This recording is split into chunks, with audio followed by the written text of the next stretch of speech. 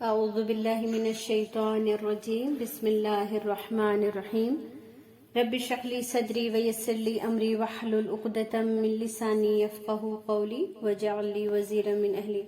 السلام علیکم ورحمۃ اللہ وبرکاتہ۔ جی آج ہم انشاءاللہ تعالی آیت نمبر 68 کو مکمل کریں گے۔ کل اس کی آدھی آیات ہم نے لی تھی اور آدھی رہ گئی تھی، تو انشاءاللہ تعالی آج ہم اس کو مکمل کریں گے۔ کل کی آیات میں جن باتوں کو ہم نے دیکھا تھا اس میں سب سے زیادہ جس بات پر ہم نے وہ کیا تھا وہ نظر تھی، اور نظر سے حفاظت کی جو چیزیں ہیں وہ الحمدللہ میں نے اپنے اس میں بتایا تھا کہ نظر سے بچنے کے لیے ہمیں کن کن چیزوں کی تدبیر اختیار کرنی چاہیے، اور یہ ساری مسنون طریقے ہیں، غلط طریقوں کا انتخاب ہم ہرگز نہ کریں، اور جو کچھ اگر ہم پہلے کر چکے ہوں اللہ سے اس کے لیے استغفار کریں، اور حفاظت کی دعاؤں کا، صبح شام کے اذکار کا، سورہ ناس، فلق، آیت الکرسی، درود، ان تمام چیزوں کا اہتمام کریں گے تو انشاءاللہ تعالی ہمیں ان تمام چیزوں سے ہماری حفاظت فرمائے گا انشاءاللہ۔ اس کے باوجود بھی چیزیں ہماری زندگی میں ہو سکتی ہیں، ہے نا۔ اسی کے بارے میں حضرت یعقوب علیہ السلام نے آگے فرمایا، آیت پوری پڑھ لیتے ہیں ہم۔ وَلَمَّا دَخَلُوا، اور جب وہ داخل ہوئے جہاں سے حکم دیا تھا انہیں ان کے والد نے، سوری ہم کہاں پر تھے؟ 66 پہ تھے کیا؟ نہیں 67، اوکے۔ وَقَالَ يَا بُنِيَّ، اور اس نے کہا اے میرے بیٹو، لَا تَدْخُلُوا، نہ تم داخل ہونا دروازے سے ایک ہی اور تم داخل ہونا دروازے سے مختلف، اور نہیں میں بچا سکتا تمہیں اللہ سے کچھ بھی، ہے نا۔ ان تمام تدبیروں کے باوجود اگر کسی چیز کو ہونا لکھا ہوا ہے تو وہ ہو کر رہے گا، تو پھر ہم کیا کریں؟ ہم کیوں پھر دعائیں پڑھیں؟ ہم کیوں اللہ سے وہ طلب کریں، مطلب پناہ طلب کریں، جب اگر چیزیں وہ ہونی ہی لکھی ہوئی ہیں جو وہ ہو کر رہیں گی؟ تو اس کے بارے میں علماء یا اللہ کے رسول صلی اللہ علیہ وسلم کی حدیث یا اللہ کے احکام ہمیں کیا اشارہ کرتے ہیں؟ اللہ تعالیٰ ہمیں یہ سکھاتے ہیں کہ تدبیر اختیار کرو، اس کام کے ہونے یا نہ ہونے کا اختیار پھر بھی اللہ کے ہاتھ میں ہے۔ اگر اللہ نے تمہارے لیے یہ لکھ دیا ہو کہ تم ہاتھ چلاؤ گے تبھی یہ چیز تمہیں حاصل ہوگی، تو پھر تو وہ کبھی بھی حاصل نہیں ہو سکتی۔ جیسے ایک بہت مشہور کوٹیشن آپ نے پڑھا ہوگا جو واٹس ایپ وغیرہ پہ آتا رہتا ہے کہ ہو سکتا ہو کہ اللہ نے لکھ دیا ہو کہ جو تمہاری مرضی ہے نا، تو جب تک ہم اپنی مرضی اللہ کو نہیں بتائیں گے، ہم دعائیں نہیں کریں گے، تو پھر ہماری وہ چیزیں کیسے ہوں گی، ہے نا۔ تو اسی طریقے سے ہمیں یہ بات سمجھنا چاہیے کہ اللہ تعالیٰ نے ہمیں حکم دیا کہ ان تمام چیزوں کے لیے سبب اختیار کرو، جیسے کہ موسیٰ علیہ السلام کو اللہ نے حکم دیا کہ تم سمندر پر لاٹھی مارو۔ اب کوئی بھی ذی ہوش انسان اس بات کو جانتا ہے کہ سمندر پر لاٹھی مارنے سے راستہ نہیں بنتا، لیکن اللہ کا حکم تھا یہ، اور اللہ کا حکم تھا تو وہ ویسے ہی ہوا اور راستہ بنا، اور پوری بنی اسرائیل اس سے نکل کر دریا پار کر گئے۔ تو اسی طرح سے لیکن ہونا اللہ کے امر سے تھا، اللہ کے حکم سے تھا، موسیٰ علیہ السلام کے ڈنڈا مارنے سے نہیں ہوا تھا، ہے نا۔ اس بات کو ہمیں اچھی طرح سمجھ لینا چاہیے۔ ہمارے اختیار میں جو ہے وہ ہم کریں، کیونکہ یہی حکم ربانی ہے۔ اب اس بات کو کیسے ہونا ہے یہ اللہ کا امر ہے، اور اللہ سے اسی لیے ہمیں خیر کی دعا کرنی چاہیے، ہر معاملے میں اللہ سے خیر مانگتے رہنا چاہیے۔ اب یہ نبیوں کا کردار ہمیں اس بات کی بہت بہترین ٹریننگ دیتا ہے کہ تم اسباب اختیار کرو، لیکن اپنے دل میں اس بات کا یقین رکھو کہ ہوگا وہی جو رب چاہے گا۔ اس سے کیا ہوتا ہے ہمیں؟ اس سے ہمارے اندر سکون، اطمینان اور توکل آتا ہے، جس کے بارے میں آگے وہ فرما رہے ہیں، مگر اللہ ہی کے لیے ہے، اسی پر توکل کیا میں نے، اور اسی پر چاہیے کہ توکل کریں توکل کرنے والے۔ بعض دفعہ ہمیں سمجھ نہیں آتا ہے کہ توکل کیا ہے۔ توکل اللہ پر اندھا اعتماد ہے، توکل اللہ پر اندھا بھروسہ۔ کس بات کا؟ اس بات کا بھی کہ جو ہوگا اللہ کی مرضی سے ہوگا، اور اس بات کا بھی کہ جو ہوگا وہ اللہ کی مرضی سے ہوگا اور میرے حق میں بہتر ہوگا۔ یہ بھی توکل کا ایک پارٹ ہے جس پارٹ کو ہم مس کر دیتے ہیں، اور جب ہمارے ساتھ کچھ برا ہوتا ہے تو ہم منہ بناتے ہیں، ہم اللہ سے بدگمان ہونے لگتے ہیں۔ یعقوب علیہ السلام کا بھی بیٹا کھویا تھا، پر وہ اپنے بچوں سے تو بدگمان ہوئے پر اللہ سے نہیں ہوئے تھے۔ انہوں نے کیا کہا؟ فَصَبْرٌ جَمِيلٌ، وہ یہ سمجھ گئے تھے کہ جو ہوا وہ اللہ کی مرضی سے ہوا تو میں صبر کروں گا۔ ہاں، لیکن ان کے لیے اس کے بچوں نے جو طریقہ اختیار کیا تھا وہ غلط تھا۔ صحیح اور غلط میں ہم چوز کر سکتے ہیں، پر اللہ کی آزمائش میں ہم یہ چوز نہیں کر سکتے کہ ہمیں کس پر خوش ہونا ہے اور کس پر غمگین ہونا ہے نا؟ تو توکل ہمیں کیسے کرنا ہے کہ کوئی انسان ہمارا برا چاہ سکتا ہے، لیکن اس برا کو ہونے میرا رب دے رہا ہے، تو اگر میرے رب نے اس کے لیے ہاں کہا ہے کہ یہ ہو جائے عارضی کے ساتھ، تو اس میں عارضی کی سراسر بھلائی ہی ہوگی، برائی کبھی نہیں ہو سکتی۔ انسان ہمارا برا چاہ سکتا ہے، وہ جو پیدا کرنے والا ہے ہمارا، وہ ہمارا برا کبھی نہیں چاہتا۔ وہ کیوں چاہے گا؟ اسی نے تو ہمیں پیدا کیا ہے، اسی کی تو ہم مخلوق ہیں، اسی کی تو ہم کریشن ہیں۔ ہم تو کچھ بھی نہ تھے جب اس نے ہمیں وجود بخشا، تو اگر اسے ہم سے بدلہ لینا ہوتا تو ہمیں کیوں وجود بخشتا؟ وہ ہمیں کیوں ساری چیزیں عطا کرتا؟ وہ ہمیں کیوں اتنا پیارا، اتنا اچھا، اتنا مکمل بناتا؟ کیوں بناتا؟ ہمیشہ اللہ کو ہمیں سمجھنا چاہیے۔ اللہ تعالیٰ نے ہمیں دنیا میں اس لیے نہیں پیدا کیا کہ اللہ ہمیں غمگین کر کے مزے کرے۔ اللہ کو مزہ آ رہا ہے، واہ کیا میں نے لوگوں کو پریشان کر کے رکھا ہوا ہے۔ نعوذ باللہ، ہمارا رب ایسا نہیں۔ اور آپ اپنے رب کے بارے میں جو گمان کریں گے اللہ آپ کے لیے ویسا ہی ہے نا؟ اگر ہم اللہ کو سمجھتے ہیں کہ اللہ رحم کرنے والا ہے، تو اللہ ہمارے ساتھ مہربان ہوتا ہے، ہر جگہ ہمیں دکھتی ہے اللہ کی رحمت۔ اور اگر ہم یہ مان لیتے ہیں پہلے سے کہ میرے ساتھ تو کچھ بھی اچھا نہیں کرتے اللہ تعالیٰ، تو پھر ہمیں ہر جگہ تکلیف، پریشانی، یہی ساری چیزیں دکھ رہی ہوتی ہیں۔ اگر تکلیف پریشانیاں آتی ہیں تو پھر ہمیں یہ سمجھنا چاہیے کہ یہی میرے لیے بہتر تھا۔ کس اعتبار سے؟ آخرت کے اعتبار سے، ہے نا؟ کہ اگر ان تمام چیزوں کے بدلے میں اللہ راضی ہو رہا ہے، جنت مل رہی ہے، تو سب کچھ اچھا ہے انشاءاللہ تعالی، ہے نا؟ لیکن ہمیں آخرت تو صرف نہیں چاہیے نا، ہمیں تو دنیا بھی لگژری چاہیے، A1 کلاس کی، اڈانی امبانی والی، اور آخرت بھی ابو بکر اور عمر والی چاہیے۔ اب ہے کوئی مماثلت دونوں میں؟ بالکل بھی نہیں، ہے نا؟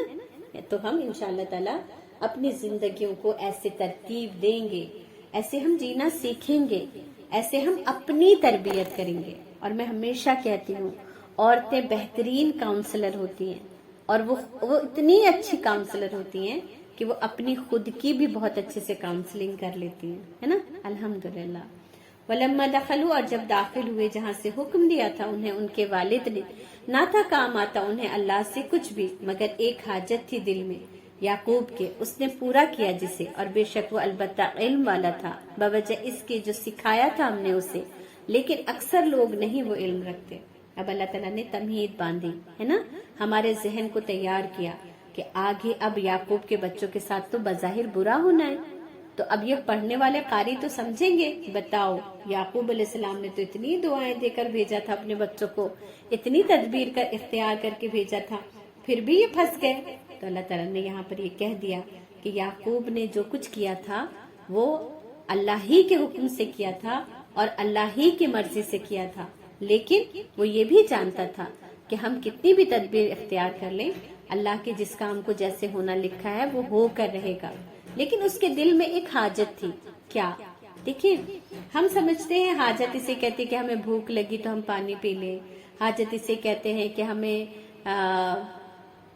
کچھ دن بھر میں ضرورت ہوتی ہے ہماری، لیکن اللہ تعالیٰ نے یہاں پر جو ان کے دل میں خواہش تھی اس کو بھی حاجت کہا ہے نا؟ تو خواہشات بھی دراصل انسان کی حاجت ہوتی ہے، اور کتنی زیادہ طلب ہوتی ہے کہ اگر پوری نہ ہو تو بے چینی، پریشانی۔ تو ایک فزیکل حاجت ہوتی ہے ہماری، ایک روحانی حاجت ہوتی ہے ہماری، اور ہم انہی دونوں چیزوں کو پورا کرنے کے لیے ساری زندگی تگ و دو کرتے رہتے ہیں، لیکن یہ کبھی بھی ہمارے ایمان کو بڑھانے کی ہماری حاجت نہیں ہو پاتی کہ ہم یہ سمجھ پائیں میرا ایمان گھٹ رہا ہے، بڑھ رہا ہے، اس کی مجھے فکر ہو. یہ بھی تو حاجت بن جائے نا ہماری، ضرورت بن جائے، عمل صالح ضرورت بن جائے ہماری، کہ مجھے بے-چینی ہو کہ پورے دن میں آج میں کوئی نیک کام نہیں کر پائی، میں آج پورے دن میں کوئی صدقہ نہیں کر پائی، میں آج پورے دن میں کوئی اللہ کا ایسا ذکر نہیں کر پائی کہ جس سے مجھے میرے دل کو ٹھنڈک پہنچ جائے. میں نے کتنا وقت اللہ کے لیے لگایا، یہ میری حاجت، میری ضرورت نہیں بن پا رہی ہے.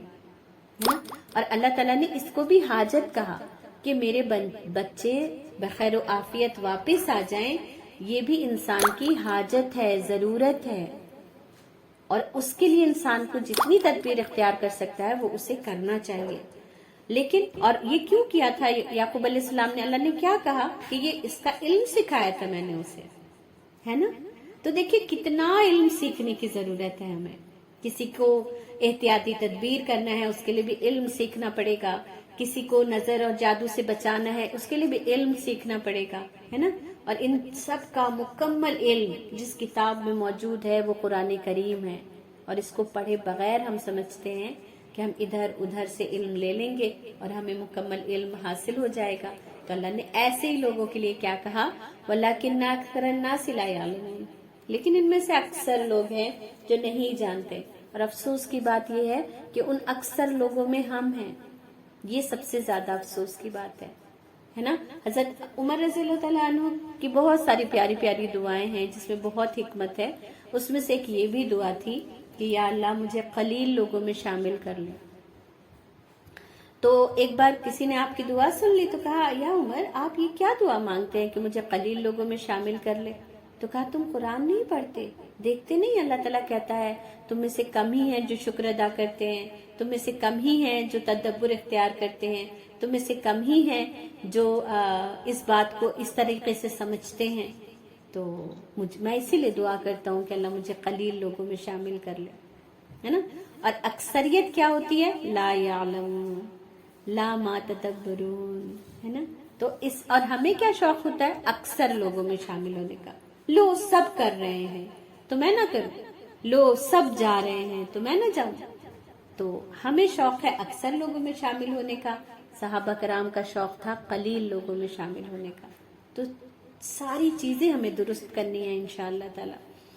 اور جب وہ داخل ہوئے یوسف کے پاس، اس نے جگہ دی اپنے پاس اپنے بھائی کو. وہ اپنے چھوٹے بھائی کو پہچان گیا اور کسی بھی بہانے سے اپنے پاس بٹھا لیا ہوگا. اچھا آپ لے آئے ہیں اس کو جس کو میں نے لانے کہا تھا. قال، اس نے کہا انی، بے شک میں ہی تیرا بھائی ہوں. اور ابن کثیر میں یہ درج ہے کہ یوسف علیہ السلام نے کہا کہ اس کی میں خاص مہمانداری کروں گا، کیونکہ پہلے بھی وہ اپنے بھائیوں کی مہمان نوازی کر چکے تھے، اس لیے بھائیوں کے لیے یہ کوئی انوکھی بات نہیں تھی. اب انہیں یہ لگا کہ یہ پہلی بار آیا ہے تو اس کی اور ایکسٹرا خاطرداری کر رہے ہیں، ہے نا. پہلے بھی مینشن کیا گیا تھا نا کہ انہوں نے ان کی بہت اچھی خاطرداری کی. اب جب دوبارہ آئے تو چھوٹے بھائی کو خاص پروٹوکول دیا. اور ابن کثیر میں درج ہے کہ انہوں نے ان کو اپنے کمرے میں ٹھہرایا، اور پھر جب اکیلے ہوئے تو ان سے کہا کہ انی انا اخوکا، میں ہی ہوں تمہارا بھائی، ہے نا. میں یہاں پر یہ نہیں ہے کہ میں ہی ہوں تمہارا سگا بھائی، بلکہ یہ بتایا کہ میں ہی ہوں تمہارا وہ بھائی جو کھو گیا تھا، ہے نا، جس کو تم لوگوں نے ہلاک سمجھ لیا، جس کو تم لوگوں نے مرا ہوا سمجھ لیا، میں ہی ہوں وہ تمہارا بھائی. فلا تبتئس، پس نہ رنج کرنا، بما، باوجہ اس کے، کانو یعملون، جو تھے وہ عمل کرتے. اور یہاں پر دیکھیں ہم اگر بھائی بہن ملتے ہیں تو ہم کیا کرتے ہیں؟ رات بھر جگ کے ایک دوسرے کو اپنے دکھ سناتے ہیں، ہے نا.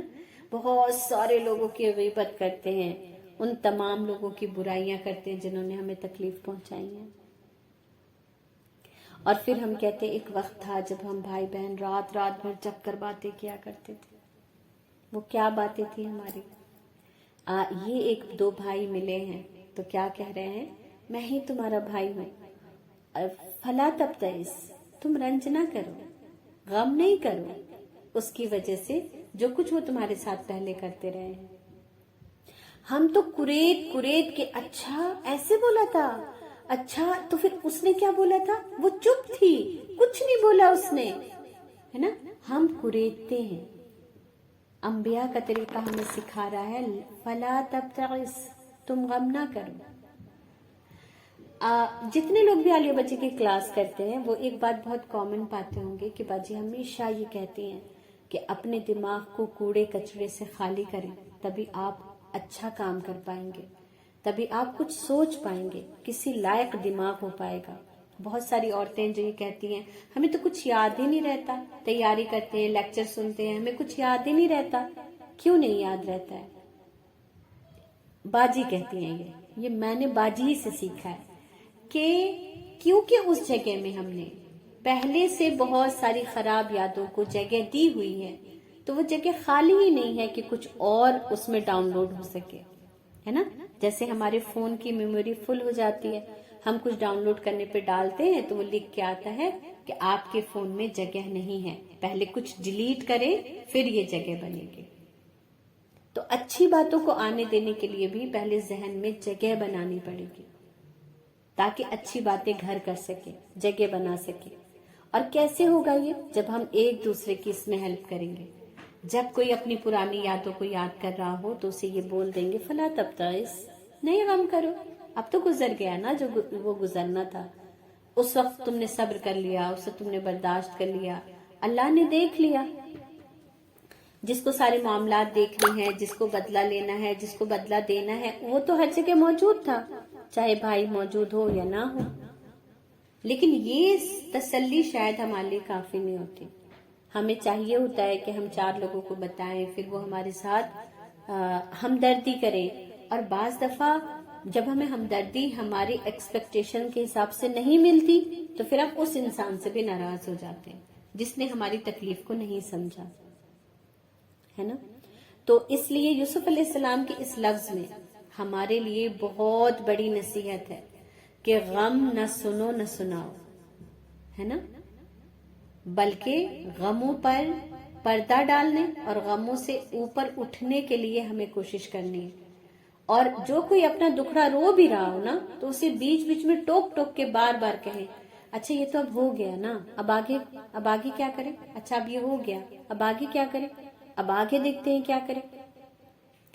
اور مٹی ڈالو, ہے نا. یوسف علیہ السلام نے ایسے ہی کہا نا, باوجہ اس کے جو تھے وہ عمل کرتے, اس پر مٹی ڈالو. اب تو بھائی مل گیا ہے, اب تمہیں اس کے لیے کوئی فکر کرنے کی ضرورت نہیں ہے. تو اس لیے انشاءاللہ تعالی آج کی جو سب سے بڑی نصیحت ہے وہ یہی ہے کہ ہم اپنے غموں کا نہ اشتہار بانٹیں گے, نہ اپنے غموں کو کرید کر یاد رکھیں گے کہ فلاں نے میرے ساتھ یہ کیا, فلاں نے میرے ساتھ یہ کیا. اور وہ ایسے غم ہم نے پالے ہوئے ہوتے ہیں کہ اس غم نے ہمیں ہی تکلیف پہنچائی ہوئی ہوتی ہے. جب آپ یاد کریں کہ کسی نے آپ کے ساتھ برا کیا, آپ روتے ہیں یا وہ انسان روتا ہے اسے یاد کر کے؟ آپ روتے. پھر تو اس کا تو ایک تو اس کو کبھی نہیں پتا چلتا کہ اس نے آپ کے ساتھ کوئی زیادتی کی ہے, اور آپ ہی اس کو یاد کر کے روتے ہیں, آپ ہی اپنا کچڑا کرتے ہیں, کباڑا کرتے ہیں. اور ایسے لوگ جو سیلف پٹی کا شکار ہوتے ہیں وہ کبھی بھی کوئی بڑا کام نہیں کر سکتے. جو اگر اپنے ہی غم میں ڈوبے ہوئے ہوتے ہیں وہ کبھی کچھ بڑا نہیں سوچ سکتے, اور بڑا نہیں سوچیں گے تو کبھی سماج کے لیے کچھ کام نہیں کر سکتے, اور کبھی سماج کے لیے کچھ کام نہیں کریں گے تو سمجھے کہ اللہ کے لیے کچھ کام نہیں کریں گے, کیونکہ اللہ کا بندہ سماج کے لیے کام کرتا ہے, وہ سوشلائز ہوتا ہے نا. وہ اپنے اکیلے انفرادی زندگی نہیں گزارتا بلکہ وہ اجتماعی زندگی گزارتا ہے. تو اس لیے ہمیں اس پر بہت اپنے اوپر کام کرنا ہے انشاءاللہ تعالی. جس کسی کی ساس نے کچھ برا بھلا کہا, اچھا اس کے لیے باجی بھی بہت اچھی مثال دیتی ہیں, کہتی ہیں آیتیں یاد نہیں ہوتی, سبق یاد نہیں ہوتا, لیکن ساس نے پہلی بار جو تانا دیا ہوا ہوتا ہے وہ کس کپڑے میں بیٹھ کے, کہاں پر بیٹھ کے دیا ہوتا ہے, وہ بالکل اچھی طرح ذہن پر چھپا ہوتا ہے.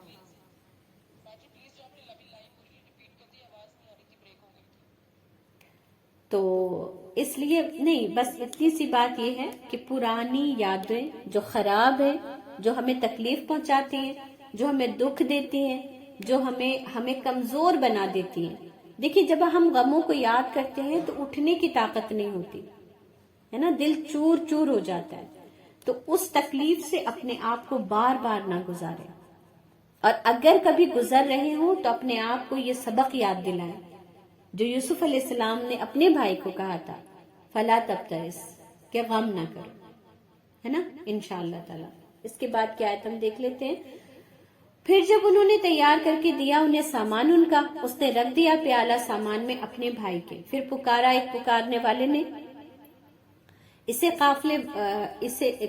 پکارنے والے نے، ایتھا العیر، اے قافلے والو، انکم لسارقون، بے شک تم البتہ چور ہو۔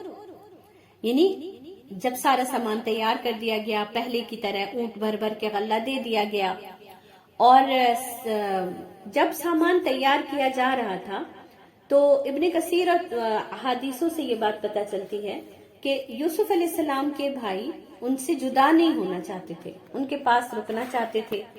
تو اس میں نا دو روایات ہیں اور دونوں ہی کے اوپر مفسرین کی تفسیر موجود ہے۔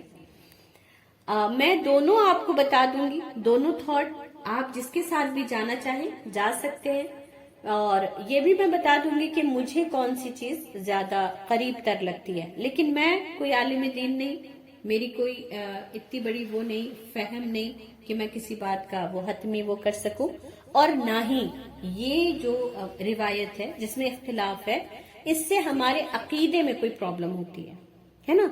دیکھیں، اگر ہمارے عقیدے میں کسی اختلاف سے کوئی پرابلم نہیں ہوتی تو اختلاف کرنے والا اور جو دوسری طرف ہے وہ دونوں ٹھیک ہو سکتے ہیں، اور ان دونوں کو ایک دوسرے سے کسی بات پر دل آزاری یا یہ کہ یہ نہیں سوچنا چاہیے کہ ارے یہ تو یہ سوچ رہا ہے، یہ بالکل غلط ہے نا، کفر جیسا فتویٰ نہیں لگانا چاہیے۔ یہ اختلافات ایسے ہیں جس نے ہمارے اسلامی مطالعے میں، ایجوکیشن میں اس کے عقل کے راستے کھول رکھے ہیں، سمجھ کے راستے کھول رکھے ہیں، کہ آج تک لوگ قرآن پر غور و فکر کرتے ہیں اور ان کے غور و فکر کو اپریشیٹ کیا جاتا ہے، کیونکہ یہ پابندی اللہ اور اللہ کے رسول نے نہیں لگائی کہ اب کوئی اس پر نہیں سوچے گا۔ دین مکمل ہو گیا، اس کی حدود ہے اور اس حدود سے آگے کوئی نہیں نکلے گا، لیکن کسی بات کو سمجھنے میں اختلاف ہو سکتا ہے، اس کی پوری پوری گنجائش ہے۔ اللہ کے رسول صلی اللہ علیہ وسلم کی حدیث ہے جس کا مفہوم ہے کہ اگر کسی بندے نے صحیح فہم اختیار کیا قرآن کا اور لوگوں کو بتایا تو اس کے لیے 30 نہیں کیا، لیکن اگر اس نے غلط فہم اختیار کر لیا تو بھی اس کے لیے 10 نہیں کیا۔ کیوں؟ کیونکہ اس نے قرآن کو کھولا، قرآن کو سمجھنے کی کوشش کی ہے نا، اس لیے۔ تو بتانے کا مقصد یہ ہے کہ اگر کسی بھی تھاٹ سے آپ کا اختلاف ہوتا ہے تو اس کا یہ ہرگز مطلب نہیں کہ اگلا بالکل کافر ہے، اس کے اوپر وہ مطلب اس کی تو بات سننی نہیں چاہیے اگر وہ عقیدے سے نہیں آپ کے ہٹ کرتی ہے۔ اور عقیدہ کیا ہے ہمارا؟ اللہ پر ایمان، رسول پر ایمان، اللہ کی کتاب پر ایمان، یوم آخرت پر ایمان، اور ہمارے اچھی بری تقدیر ہونے پر ایمان، ہے نا، اور نماز پڑھنی ہے، روزہ رکھنا ہے، حج کرنا ہے، زکوٰۃ ادا کرنی ہے، ماں باپ کے حقوق ہیں، اور یہ کچھ چیزیں ہیں جو بالکل ہمارے عقیدے کا وہ ہے، محور اور مرکز ہے، وہ نہیں ڈسٹرب ہونا چاہیے۔ تو اس کے بعد جب کہا تو یوسف علیہ السلام نے ایک پیالہ جس سے وہ پانی پیا کرتے تھے اس کو اپنے بھائی کے سامان میں ڈال دیا، اور سامان سارا تیار ہو گیا۔ اتنے میں پکارنے والے نے ایک پکار لگائی کہ اے قافلے والو، تم چور ہو۔ ٹھٹک گئے یہ سارے بھائی، اور یہ کیوں پکار لگائی تھی؟ کیونکہ جو یہاں پر آگے کی جو آیت ہے اس میں ہے قالو، انہوں نے کہا جبکہ وہ متوجہ ہوئے ان کی طرف، کیا چیز تم گم پاتے ہو، مطلب کیا کھو گیا ہے تمہارا جس کے لیے تم ہمیں چور کہہ رہے ہو؟ تو انہوں نے کہا قالو، انہوں نے کہا ہم گم پاتے ہیں پیمانہ بادشاہ کا۔ انہوں نے کہا بادشاہ کا پیمانہ ہم گم پاتے ہیں، اور اس کے لیے جو لائے اسے بوجھ ہے ایک اونٹ کا، اور میں اس کا ضامن ہوں۔ یعنی بادشاہ کا پیمانہ گم ہو گیا ہے، اور جو کوئی اسے تلاش کر کے لائے گا اسے ایک اونٹ بھر کے سامان اناج کا دیا جائے گا۔ اور جو پکار رہا تھا نا وہ کہہ رہا تھا کہ میں اس کا ضامن ہوں، یعنی میرے ذمہ ہوگا اسے یہ ایک اونٹ بھر کے انعام دینا۔ یعنی بادشاہ کا جو پیالہ گم ہوا اس کے لیے چور ان کو بتایا، اور ساتھ ساتھ یہ بھی کہا کہ اس کے لیے انعام بھی ہے جو کوئی اس کو تلاش کر کے دے دے گا، کیونکہ وہ بادشاہ کا پیالہ تھا۔ اور اس کے بارے میں مورخین ابن کثیر کی جو تفسیر ہے وہ یہ کہتی ہے کہ یوسف علیہ السلام نے وہی پیالہ اپنے بھائی کے سامان میں رکھا تھا، حالانکہ دونوں کے لیے جو لفظ استعمال ہوا ہے وہ الگ الگ استعمال ہوا ہے نا۔ اس پیالے کے لیے جو لفظ استعمال ہوا ہے کہ جو انہوں نے سقایا ہے نا، جعل السقایۃ فی الرحل، کہ انہوں نے یوسف علیہ السلام نے سقایا یعنی پانی پینے کی وہ چیز تھی جس کو یوسف علیہ السلام نے اپنے بھائی کے سامان میں رکھا۔ تو اور لیکن جب انہوں نے تلاش کیا تو کیا کہا کہ ہمارے بادشاہ کا سوا یعنی ماپنے کی کا کوئی چیز تھا وہ گم ہو گیا ہے نا۔ تو یہ دو ڈیفرنٹ چیزیں، لیکن بہت سارے جو مفسرین ہیں یا وہ اسکالرز ہیں وہ اسے دو چیز سمجھتے ہیں، لیکن بہت سارے مفسرین بڑا پیمانہ ہے، بڑا وہ ہے، مطلب بڑے زیادہ لوگ ہیں جو سمجھتے ہیں یہ دونوں ایک ہی چیز تھی۔ سمجھ گئے؟ جیسے سقایا سوا ایک ہی پیالے کو کہا گیا ہے دو الگ الگ نام سے، اور بعض نے دونوں کو الگ الگ سمجھا ہے۔ تو جس نے دونوں کو ایک ہی پیالہ سمجھا اس نے کیا ان کی تھاٹ ہے، وہ کہتے ہیں کہ یوسف علیہ السلام نے جان بوجھ کر اپنے بھائی کے سامان میں اس کو رکھا تاکہ جب تلاش کیا جائے اور وہ پیالہ نکل آئے تو یوسف علیہ السلام کے بھائی کو مصر میں چھوڑ دیا جائے۔ دوسری تھاٹ کیا ہے کہ سقایا رکھا تاکہ یوسف علیہ السلام کے بھائی جب اپنے سامان میں اسے دیکھے تو وہ خوش ہو کہ میرے بھائی کی کوئی چیز میری اپنی یاد کے لیے اس نے میں اس کے پاس نہیں رہ پایا تو کیا ہوا، اس نے اپنی یاد کے لیے مجھے ایک چیز اپنی دے دی تاکہ میں اسے یاد رکھوں۔ لیکن اتفاق یہ ہوا کہ اس وقت ہی بادشاہ کا وہ پیمانہ بھی غائب ہو گیا، اور غائب ہونے کا مطلب گم ہو گیا کہ ادھر ادھر ہو گیا ہوگا۔ لیکن جیسے انسانوں کی فطرت ہوتی ہے کہ جیسے ہی کوئی چیز نہیں ملتی ہے تو ہم کیا کہتے ہیں، کام والی تو نہیں لے گئی ہے نا، کون آیا تھا، یعنی یہ بالکل نہیں سوچتے ادھر ادھر رکھا گیا ہوگا، بلکہ ہمارے ذہن میں ہر وہ انسان آتا ہے جو ہمارے گھر کے علاوہ ہے اور وہی چور ہے۔ اسی تھاٹ کے پیش نظر ان لوگوں نے کہا کہ تم چور ہو، اور ہمارے تو انہوں نے کہا کیا گم ہوا ہے تمہارا، کیونکہ وہ تو چور نہیں تھے، یعنی انہوں نے خود سے تو رکھا ہی نہیں تھا تو کانفیڈنٹ تھے، تو انہوں نے کہا کیا چوری ہوا ہے تمہارا، کیا گم پاتے ہو تم؟ تو انہوں نے کہا ہم گم پاتے ہیں پیمانہ بادشاہ کا، اور اسے جو لائے اس کے لیے ایک اونٹ کا انعام ہے اور ہم دیں گے اسے۔ انہوں نے کہا قسم اللہ کی، البتہ تحقیق جان لیا تم نے، نہیں آئے تھے ہم کہ ہم فساد کریں۔ یعنی انہوں نے بھی جو یعقوب علیہ السلام کے بیٹے ہیں ان کا بھی ویو کتنا کلیئر ہے کہ وہ چوری کو فساد سمجھتے ہیں زمین میں، وما کننا سارقین، اور ہم نہیں چوری کرنے والے۔ تو چوری کرنا دراصل فساد کے کاموں میں سے ہے۔ پھر اس کے بعد کہا قالو، انہوں نے کہا تو کیا بدلہ ہے اس کا اگر ہو تم جھوٹے؟ جو ان سے گفتگو کر رہے تھے، جو فوجی یا سپاہی ان سے بات کر رہے تھے، تو انہوں نے کہا اچھا اتنے سچے ہو، یہ تو بتاؤ تمہارے لیے کیا سزا ہے ایسے لوگوں کی جو چوری کر لے؟ انہوں نے کہا بدلہ ہے اس کا جو وہ پایا گیا اس کے سامان میں، تو وہی بدلہ ہے اس کا، اس طرح ہم بدلہ دیتے ہیں ظالموں کو۔ تو یعقوب علیہ السلام کی شریعت میں کیا تھا چور کا بدلہ؟ یاد ہے جب شروع میں ہم نے سورہ یوسف شروع کی تھی تو بتایا تھا کہ ان کی پھوپھی نے اپنے ایک سامان کی چوری کا الزام یوسف علیہ السلام پر لگایا تاکہ یوسف علیہ السلام انہی کے گھر میں رک جائیں۔ تو یہ یعقوب علیہ السلام کی شریعت کی سزا تھی چور کی، کہ اگر اس چوری کا سامان اس کے پاس سے نکلا تو وہ انسان غلام بنا دیا جاتا تھا اس انسان کا جس کے سامان کی اس نے چوری کی۔ تو یہی شریعت انہوں نے یہاں پر بول دیا کہ بدلہ ہے کہ جس کے پاس وہ سامان نکلے وہی اس کا بدلہ ہے، یعنی اسی کو تم رکھ لینا، اور ہم اسی طرح بدلہ دیتے ہیں ظالموں کو۔ یعنی یہ کہ انہوں نے چور کو کیا کہا، ظالم بھی کہا۔